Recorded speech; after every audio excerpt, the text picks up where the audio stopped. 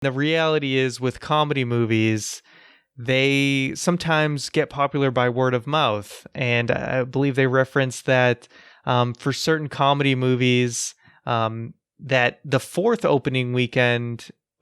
weekend was bigger than the third weekend. So people would talk about how great these movies are, and they would start to grow. And I think that happened even with the Hangover movies. At least the first one was word of mouth. That's made true. the movie even more popular. So that kind of exponential growth, the movie industry, they don't care about that anymore. When talking about modern blockbuster films, things that come to mind include Marvel's Avengers, Star Wars, all of these action-packed films. But I feel like if you think about this in the context of the 90s and the 2000s, other blockbuster films include things like the comedy genre. Let's not forget things like Rush Hour, Mrs. Doubtfire, Meet the Parents, even American Pie, Austin Powers. When these films came out, everybody was talking about them. And I'm not saying that comedy films are no longer important. We love them here, but it seems like in this online era, a lot of these things are now more so familiarized with things like Hulu, Netflix. So in this podcast episode, Ryan McNulty found this article from theringer.com making a really interesting argument, and we wanted to bring it over here with a brand new episode coming at you each and every Sunday with yours truly, Juan Velas from Puerto Rico. And joining me, we have the man with the article. Ryan, you did your research. At least I'm putting you on the spot. So if you didn't do your research, the blame's really fully on you. How are you doing, Mr. McNulty? I'm doing good. And yes, the article I'm pulling up here and referencing is from theringer.com, as you mentioned. It's by Alan Siegel, and it is about sort of the end of the Blockbuster Comedy and looking back to 2008, which was it was sort of the end of an era for the Blockbuster Comedy. If you think about 2008, the summer blockbuster comedies included Forgetting Sarah Marshall, Step Brothers, Pineapple Express, and Tropic Thunder. All very memorable comedies that people quote to this day. At least, there's at least one quote that comes out of any one of those movies. Step Brothers, I think there's multiple, and Tropic Thunder as well. But the interesting kind of take was that at the end of the day, the movie industry is about one thing, that is the money.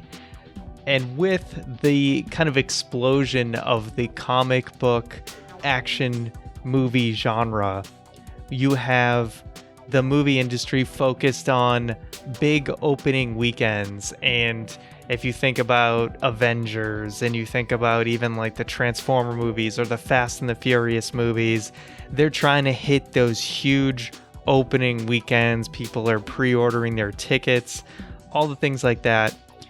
So that's really what the movie industry is putting their dollars towards. Sure, they'll throw some money at some comedies, but you're not going to get the $80 million comedy like you would with a movie like Tropic Thunder anymore. They're not going to take that kind of chance. And the reality is with comedy movies, they sometimes get popular by word of mouth. And I believe they reference that for certain comedy movies, that the fourth weekend was bigger than the third weekend. So people would talk about how great these movies are, and they would start to grow. And I think that happened even with the Hangover movies. At least the first one was word of mouth. Made the movie even more popular. So that kind of exponential growth, the movie industry, they don't care about that anymore. They want the big opening weekends. They want the guaranteed money, which means we really just don't see comedy movies on the same stage as we used to. And that's kind of the interesting take that this article laid out, and how you think of all these movies that came out in 2008. There was even You Don't Mess with the Zohan, which I heard was bad, but apparently it did big numbers. I watched that out of all the places at a barbershop. It was on screen, and I remember thinking, like, I'm here waiting to get a haircut, and even then, it was simply too much for me. I didn't like that at all. Nevertheless, I think it did big box office numbers, and there's there's a few other listed here. There was the Sex and the City movie, Maid of Honor, but all those coming out in 2008. And you think of 2019 and, this past year, and there was only two high earning comedy movies, and that was Last Christmas, which I did not see, and Good Boy. Wait. Last Christmas, is that like the Netflix movie? Or available on Netflix? Is that the one I'm thinking of? I don't know. I mean, it grossed 121 million, so I'm gonna guess that it was not just a Netflix movie. I gotta look. Oh my, that piece of crap film. Oh my goodness! No, I actually saw that. Right. Wait, no. You did see it? Don't spoil it. Don't spoil it. I still need to see that movie. It's with it's with Daenerys from Game of Thrones. But yeah, the other movie mentioned was Good Boys, which did feel like a kind of old school blockbuster comedy. If you haven't seen Good Boys, it's an incredible movie. Is that like movie. A kid version of The Hangover? I haven't seen it, but I think that's kind of what I heard it compared to. It's middle school super bad is the best way I can describe it. Middle school kids super bad. Definitely see it. It's amazing. That sounds interesting, but you make a really good point because you got to think about this from the marketing perspective, and like you mentioned, I mean, movies are meant to be enjoyed, but ultimately they're meant to make money. And when you think about an action film, people always say like, "Oh, Ryan, you got to watch this weekend because there's this huge car chase." I think about the Fast and the Furious movies, right? I think there's a certain type of movie that you want to see it in the opening weekend. It's still available afterwards, and you can technically watch it, but it's not the same thing. I don't think that even for my favorite comedy films, I've ever been like, oh man, I gotta go opening weekend. There is always the exception, right? For some like really outrageous stuff, but generally speaking, I don't think people envision comedy movies in the same level as action films, even though, and as somebody that comes from a digital production background, a lot of directors and producers that talk to us told us, hey, the hardest movies to make are comedy movies because you can blow a car up in the action movie and there's action right there. But the comedy movie, you have to try to anticipate what people are going to laugh at, what people are going to enjoy. And when talking about 2008, I mean, that was a really diverse year. Out of that year, which movies really come to mind that you really enjoyed? For me, Step Brothers and Tropic Thunder were the two big ones. And that, Step Brothers, I remember seeing it in theaters, and we talk about in-person experiences, right? And that is probably that's like a movie that I felt like because I saw it in theaters, it made it funnier because it was a packed theater and laughing is contagious. So you kind of miss that experience because now, and this article points out a lot of comedy movies have really shifted to Netflix just kind of due to studios not really wanting to put too much money behind them anymore. And you do lose out because the Blockbuster Comedy packed theater, really funny movie. Nothing really beats that experience. You can have a couple friends at home and watch it. But really having all those extra people, even if you don't know them, it doesn't matter. Laughing is contagious and it does make a big difference.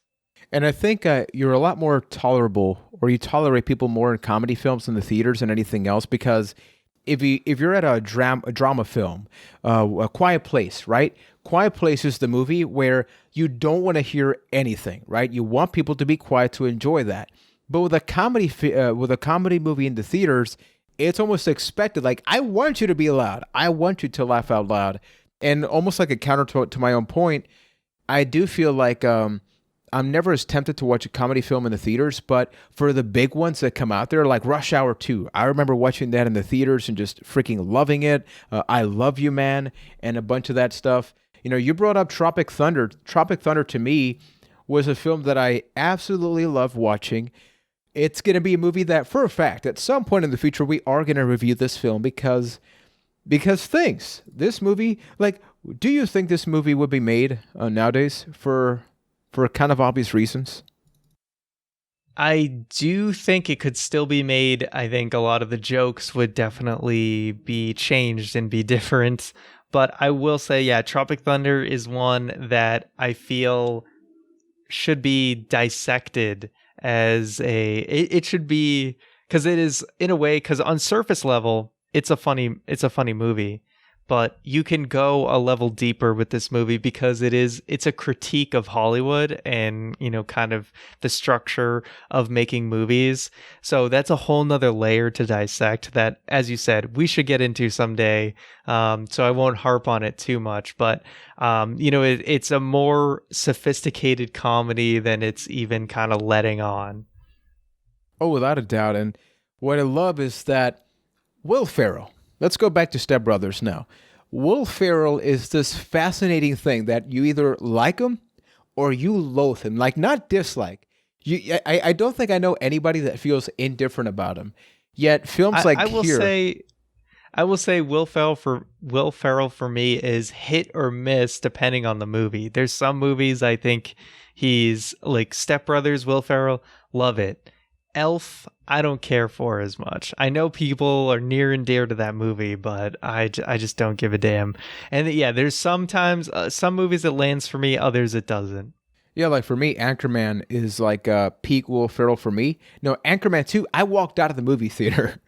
Legitimately. I disliked it. And I've watched the first Anchorman movie like 20 times. But then when talking about Step Brothers, I think that when you mesh him with another actor like John C. Reilly and just like the overall like ridiculous aspect of this film, right? The fact that it's like these grown-ass men that don't really grow up, and it really blends itself together with like Will Ferrell's like outrageous over the top acting. Will I Ferrell's think it just already really works. he's already the man child, Yep. right? So just put him in a role that fits. And John C. Reilly, it worked perfectly.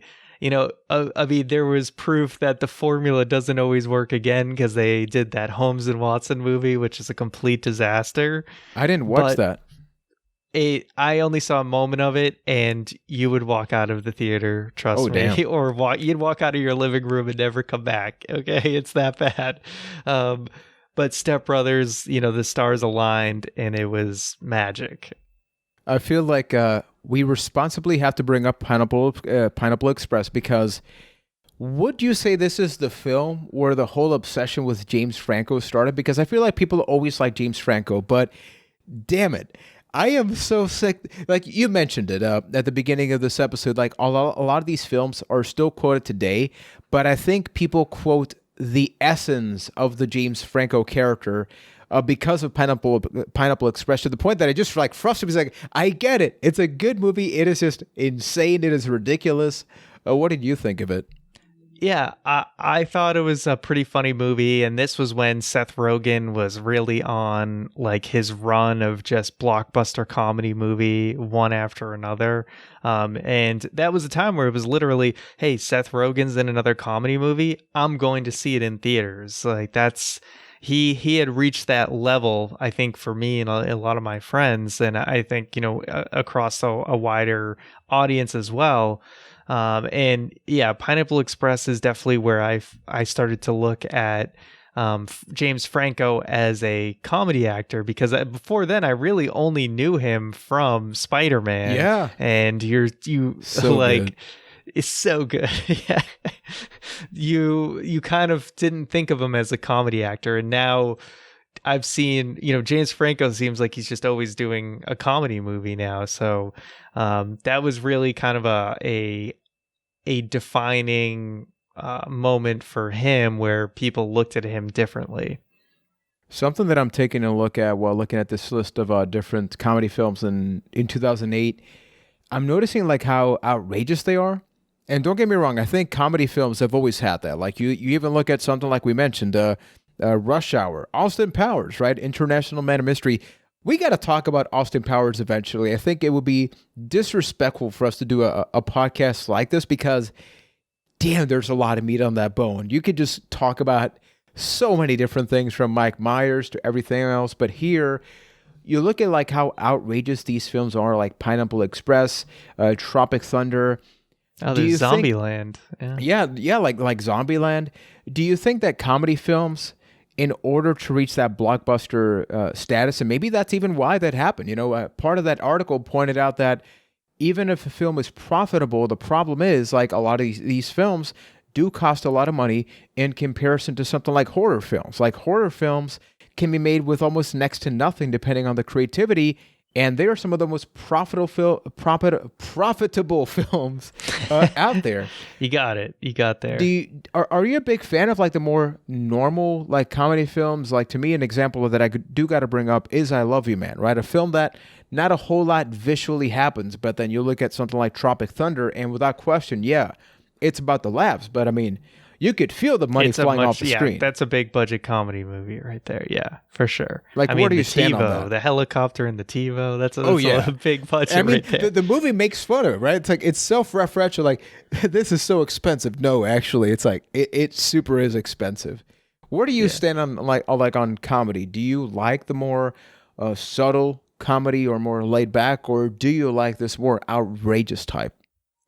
I definitely enjoy both, really. And so Good Boys, a movie you need to see, is, a case that these movies are still out there. They're just a lot less common, right? Because that is, I don't know how big of a budget it is. It's not doing too many ridiculous things, but it has got that outrageous, you're laughing every 30 seconds type of writing to it. But then I do also appreciate the more kind of subtle comedies. So it really is. I mean, comedies are all about one thing, and that's good writing and good acting, right? It's, can you write quality, funny jokes, and can your actors land the delivery on those? So as you said, I can see that's why that's one of the hardest movies to make, because anyone can blow up a car and it's the same thing, but can everyone write something that's funny, and can every actor land that delivery to make it that funny? So it really comes down to writing, but I love the over-the-top ridiculous stuff, but I can also sit there and appreciate, a movie where even if they just sat in one room the entire movie, if the writing is really good, and that's when it's sometimes best. I think it's just so hard to get there, because when it's bad, it feels awkward, because you can tell they're trying. And even going back to this article, something that I found fascinating, they actually got some quotes from a couple of different actors. It says here, and I quote, "Unfortunately, the R-rated comedy genre is dead. American Pie's Sean William Scott told me last year." They're not Stifler, me, by the way, man. the article. Yeah, Stifler. That's Stifler. Never forget, man. They're just not making them because they just don't make money. Just the whole business model is completely changed. It's easier to make a cheap, good quality horror movie for less than $5 million. Last year, for context, Scott headlined one of those scary movies, Bloodline. So here we have an actor that has seen that happen live, right? Where it is like, that brings another question or thing, where you have movies like Rush Hour, and I'm bringing it up, and like Mrs. Doubtfire, because they're a lot more family friendly. And that's the biggest challenge, because a lot of these other films, you would not bring your family to it, right? Yeah, everyone can go see Avengers, and it's making billions of dollars. Yep. And not just that, not everyone, you can get them toys. Yeah, exactly. And then you can look at, there's the movies like 21 and 22 Jump Street, right? They're kind of action-packed comedies, but because they're rated R comedies, they cost money to make, and it's only for a smaller subset of the American audience or the worldwide audience. And that was another thing the article mentioned, is so not only are you dividing it down to, okay, it's got to be 17 plus or whatever, or some teenagers if accompanied by an adult, whatever that segment is, but then you got to think, okay, worldwide, Avengers, everyone all over the world wants to see Avengers. But do all of these American comedies necessarily translate for the worldwide audience? You know what I mean? Are people in other countries as interested? Because sometimes these comedies are very name driven, right? Are those names as big worldwide? Whereas the superheroes, or even just the overall jokes, a lot of times the joke can be for like a North American audience. Yeah, exactly. It may not translate. It just may not translate. And I think this article, the title is related to Blockbuster. It says Step Brothers and the Peak of Summer Blockbuster Comedy.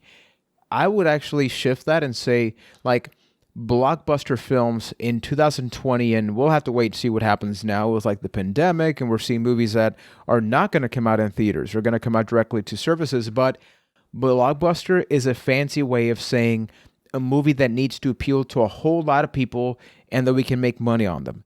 And I think the challenge is that a lot of these films that in 2008, the world was very different. Like, I mean, you even look at Tropic Thunder, right? It's an awesome movie, but it's so different. And the scary part is that kind of like when Dave Chappelle, I think Dave Chappelle, not in any of these movies, but I think you kind of know where I'm going at. A lot of his comedy back then was seen as like very controversial. The man comes back, does a stand-up on Netflix, and it's pretty much the same person. All of a sudden he gets backlash. And I think it's just like the risk to reward ratio, not just from like a monetary perspective, like you mentioned. These films depended so much on word of mouth. I'm watching Step Brothers, like Will Ferrell, like that example of you have people that like him or hate him. So maybe unless you're my friend and you tell me, Juan, I know you don't like Will Ferrell, but you got to watch this film. Unless that happens, a lot of people have made up their mind about watching this film or not. I feel like the topic of having an R-rated film is a challenge from a budgetary perspective, but also from like a controversy perspective, because it's like comedy is like easily the most offending thing within the context of films, right? Yeah, again, so it all comes down to risk, and that's kind of, it's the sad thing about the movie industry, right, is that it's a business, right? That's the kind of the saddest part, because, you know, you have people, you know, movies are an art, right? And you think, okay, well, if there is someone who has a good idea and they want to make that a movie, they should just be able to, right? But because there is a business side to it, at the end of the day, it comes down to what's going to make money, what's less risk. You know, why take the risk and spend $80 million on a rated R comedy that may offend people and may not make money when I can spend $200 million on a action movie that's guaranteed to make me money? And that's just the way movie studios are going. So it does open up the doors for streaming services like Netflix and Hulu to really take over and be able to take in actors. I know like Adam Sandler has a deal with Netflix to make movies. So it does open the door for some of these smaller comedies. But again, you're losing, like I said, that in-theater experience with a blockbuster comedy that really, I think, can't be beat. But at the end of the day, you know, capitalism wins, as sad as it is. We don't get to see art in its truest form because it comes down to the money. No, and to sort of like putting out not a pretty ribbon, because it's not a pretty conversation, right? It's kind of sad that I think we're among the last generation to see this happen. When you put the pandemic into the mix, you look at all the movies being delayed either indefinitely, being delayed till next year. I think that is even a bigger risk for these films, because it's like, ooh, do you want to market that film in the current landscape, right? Do you really want to do a film that was already high risk and then that happens? Yeah, it's going to further, it's going to further exacerbate the problem, right? Because think of all these studios that are losing money right now because of this, because the movies that they were supposed to be out are not out. So you think they're going to want to take a risk on some of these, you know, rated R comedies now? No, because they're trying to make sure they're not losing out on their big movies that were supposed to come out this year. So I think a lot of movie companies, you know, the whole movie industry, they're going to be kind of they're all kind of just bleeding money right now. So I like I said, the problem's just it's only going to get worse because of this. Yes, sir. For everybody watching and listening, please don't hesitate to reach out on social media, A Cast of the Past on Twitter and Facebook. We do have a Discord over at acastofthepast.com/Discord. We can have that conversation. And at the same time, let us know within these different movies that we brought up, which one of these should we take like a deeper dive into? Because I do think that a lot of them, whether we like the film or not, it is a thing that, you know, these films came out 12 years ago. And the landscape and the movie scene in the world was so different then than now that it's just like a really fun conversation to have. But I think that the last thing I'd like to ask you, Ryan, and then I'll answer is, Now that a lot of films are coming out on Hulu, on Netflix, that are comedies that are R-rated films, do you feel like more or less tempted? Like, as you mentioned, to you, it's very important, that live atmosphere. You're technically getting those films. A lot of them are technically still coming out because of these contracts with like Amazon Prime and all that. Are you actually like venturing there? Or you even brought up word of mouth. Like, are you even getting people talking to you about these different films on the services? I've definitely gotten, word of mouth on certain films, not necessarily any recent comedies, unfortunately. I've kind of been the one spreading word of mouth about, a movie like Good Boys. But I definitely be open to it. I think word of mouth is definitely the most powerful thing for me for a comedy. If it's not a kind of actor I know and I'm familiar with that I know has been funny in previous movies. So word of mouth to me means the most. Right now, I'm not really browsing for comedy movies to watch most of the time, but if I hear from someone, oh, this movie's hilarious, go check it out, that means a lot to me. So I will usually want to watch it. Yeah, to me, it's actually been very difficult because when I go to something like Netflix and Hulu, I get very overwhelmed. So unless somebody tells me directly, hey, check this out, then I will.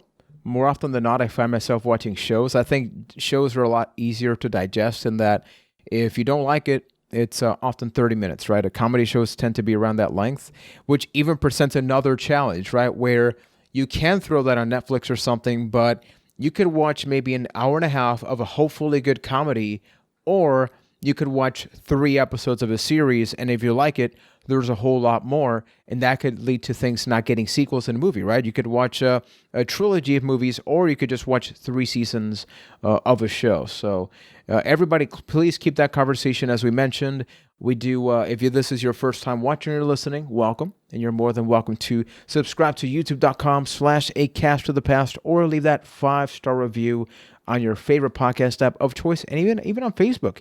You can leave that, and that makes Ryan, myself, and Keith Hamilton very, very happy. So up until next time, we will be back with another exciting episode of A Cast to the Past. Ryan, I want to watch Tropic Thunder now. I actually have it on Blu-ray. Really? Yeah. Why are you surprised? I bought movies then. Who even buys? I don't know. I know we have the game. It was 2008, Ryan. 2008. It was 2008.